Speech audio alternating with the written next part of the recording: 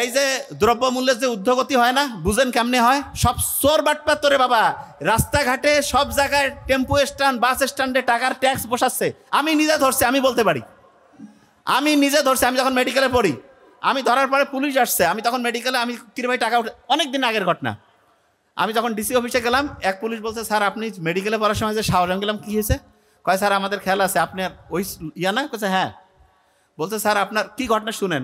ঘাগট নামে একটা জায়গা আছে রংপুরে, ওইখানে আমি যে নিজে লেখালেখি করতাম, পড়তাম রংপুর মেডিকেলে যখন আমি পড়ি।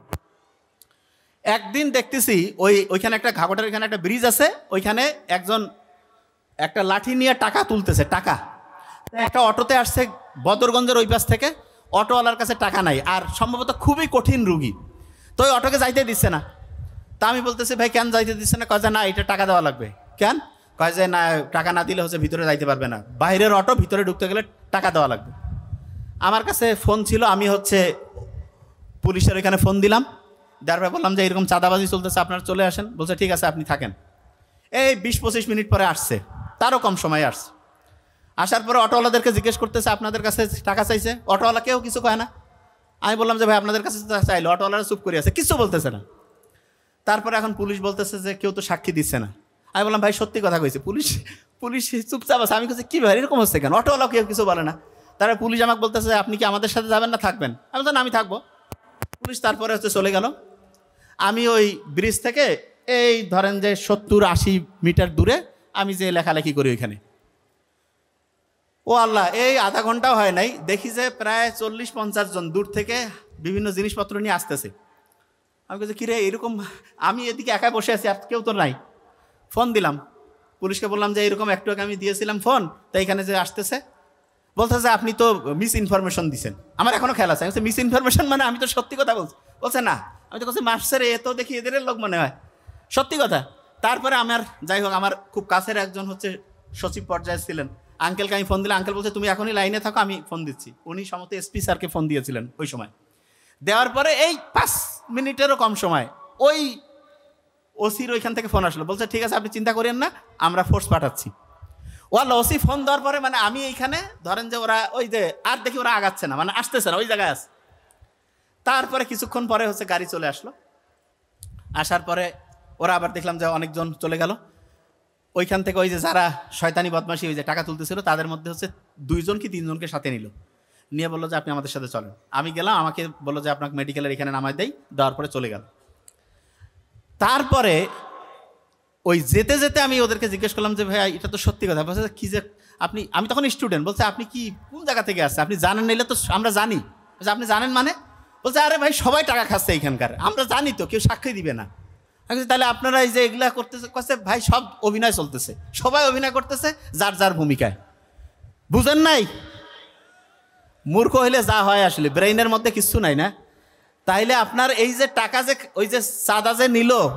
আর শুনেন আর একটা জিনিস বলি, রংপুর সিটি কর্পোরেশনে আমরা দেখছি, আমি জানি না এখানে আছে কিনা, অটো রিক্সার লাইসেন্সের জন্য 50-60 হাজার, 1 লাখ, 1.5 লাখ টাকা করে নেয়। এই রিক্সাওয়ালা কেউ নাই বোধহয় এখানে। এবং গরিব লোকের কাছ থেকে টাকা নেয়, না হলে কয় কি অটোর ওই লাইসেন্স ভাড়া দেয় দৈনিক 50 টাকা 70 টাকা। এবং আমি নিজে কয়েকবার ফোন দিয়েছিলাম, কি ব্যাপার? বলতেছে এটা খুবই দুঃখজনক, যদি আল্লাহ কোনোদিন ভালো লোক নিয়ে আসে অবশ্যই এগুলো চেঞ্জ হবে। একটা লোক গরিব মানুষ, সে রিক্সা চালায়, অটো চালায়, তার কাছে আপনি লাইসেন্স বাবদ দেন 60 হাজার টাকা, এবং সিন্ডিকেট, দালালের সিন্ডিকেট করছেন, অটোর জন্য দেন 1,65,000, 1.5 লাখ টাকা। আমি রেগুলার গরিব লোকের যে কোনো লোকের সাথে আমি কথা বলি যে কী ব্যাপার শুনি তো, হয়তো আমার চিনেন, আমি মাস্ক পরা থাকি। বলছে স্যার এরকম যে স্যার এরকম টাকার ছাড়া কেউ দেয় না। তাইলে এই যে 2 নাম্বারিটা হচ্ছে, অটোওয়ালা রিক্সাওয়ালা সবাই জানেন, কি আপনারা কেউ কিছু বলেন না কেন? কয় দালাল ছাড়া স্যার কাজ হবে না। সব জায়গায় দালাল, এবং দালালি করে কোটি কোটি টাকা বিভিন্ন ওই পৌরসভা, সিটি কর্পোরেশনের লোকজন বানাইছে। তা আপনি কি মনে করছেন যেই দিন সৎ লোক আসবে এগুলো সাইজ করবে না? একটারও এই 2 নাম্বারি টাকা একটা আস্ত থাকবে না, প্রত্যেকের এই 2 নাম্বারি টাকা শেষ হবে। এই যে 2 নাম্বারি টাকা যারা তৈরি করছে, এরা কি ভালো লোককে আসতে দিবে না খারাপ লোককে? এই চুরি বাটপারি করতে করতে এ কয়েকদিন পর লিডার হয়ে যাবে, কবে যে আমি এখন ভোটর দাঁড়াবো, এবং ও টাকা দিয়ে লিডার ওই যে নমিনেশন কিনে নিয়ে আসে। আমি সত্যি কথাটা বলতেছি, সব পার্টির একই অবস্থা। 2-4টা কম বেশি, বেশিরভাগ পার্টির এই অবস্থায় আছে। এখন কোন পার্টির অবস্থা কি সেটা আপনি বুঝবেন। আমি কোনো এবিসিডি নাম কই না, আমি কোনো পার্টির নাম কই না। যার সাথে মিলবে সে ম্যাচিং করবে। আমার কথা খুবই ক্লিয়ার যে ভাই তোমার সাথে ম্যাচিং হচ্ছে কিনা তুমি দেখো। আমি সব জায়গায় বলি, কেউ কোনো জায়গায় এসে আমাকে কিছু কয় যে ভাই আপনি কোন পার্টি করেন, আমি কই ভাই আমি সৎ যেটা সত্যি যেটা সেইটার পক্ষে কই। কোনো পার্টির আমি সামসামি করি না, যেটা সত্যি সেটাই কই, সত্যিটা বলবো। এবং মুহাম্মদ সাল্লাল্লাহু আলাইহি ওয়াসাল্লামের যত বৈশিষ্ট্য ছিল তার মধ্যে সবচেয়ে সেরা বৈশিষ্ট্য হচ্ছে অন্যায়ের প্রতিবাদ করা। 1 নম্বর বৈশিষ্ট্য হচ্ছে এটা। আর আপনি কি করেন, কন যে না আমি হচ্ছি ভদ্রলোক। কিসের ভদ্রলোক? আপনি অন্যায় দেখেন আপনি চুপ করে থাকেন, আপনি ভদ্রলোক? আপনি হচ্ছেন মিসকা শয়তান। সত্যি কথা কইলাম, এই মিসকা শয়তান গেলে জন্য দেশের এই অবস্থা হয়েছে। হাসিনা যেই সময়, আমি বলি হাসিনা ভালো খারাপ এটা ইতিহাস প্রমাণ করবে। আমি কিন্তু সরকারি অফিসার কখনো কিন্তু ওই যে কিছু বলতে পারে না। আমি একমাত্র আমি ওই যে বেতনের টাকা তুলিও না, ওইটা যা পারে ওই টাকা হইতে থাক।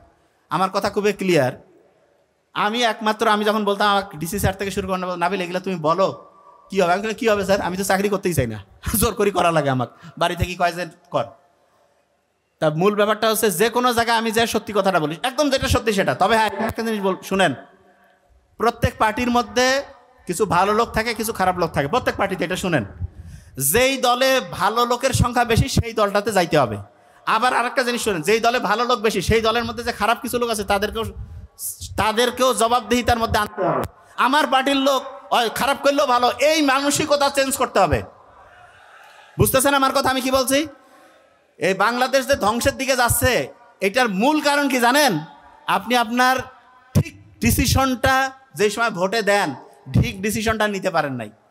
আপনি কি জানেন আপনার আঙ্গুলের যে এখানে যে ছাপ, আঙ্গুলের যে ছাপ, এইটা একজন মানুষের সাথে আর কোনো মানুষের মিলবে না।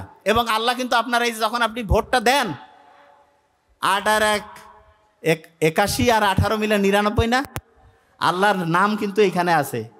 ভোটটা যখন দিবেন তখন দেখিয়েন যে শয়তানের পক্ষে দিলেন না ভালো পক্ষে দিলেন না চোর বাটপারকে দিলেন, এই জিনিসটা চিন্তা করে দিয়েন। বুঝছেন আমার কথা আমি কি বলছি? মাথায় ঢুকছে? শোনেন, কোনো নেতার পিছনে দৌড়ায় টাইম লস করবেন না। কিসের মানুষের পিছনে দৌড়ি টাইম লস করেন? হ্যাঁ, কোনো একটা জ্ঞানের আলোচনা, কোথাও মানুষজন অন্যায়ের প্রতিবাদ করতেছে, মানুষকে সহায়তার জন্য গেছেন, মানুষ বিপদে আছে হেল্প করতেছেন, সেটা ভালো। কিসের স্লোগান টোলোগান দিয়া পথে পথে কাজ কাম নাই। শোনেন, ওই যে 100 বছর আগে যে বলছিল ঘটনার মধ্যে তো ঢুকতেই পারিনি, অন্য জায়গায় চলে গেছি। 100 বছর আগে সে লিখে গেছে ওইখানে, কি অসাধারণ, মানে আমার গায়ে কাটা দিয়ে উঠে। বলছে যে প্রথম ধ্বংস করবে হচ্ছে কালচার, ধ্বংস করবে। কালচার কোথা থেকে ধ্বংস হবে? বাড়ি থেকে।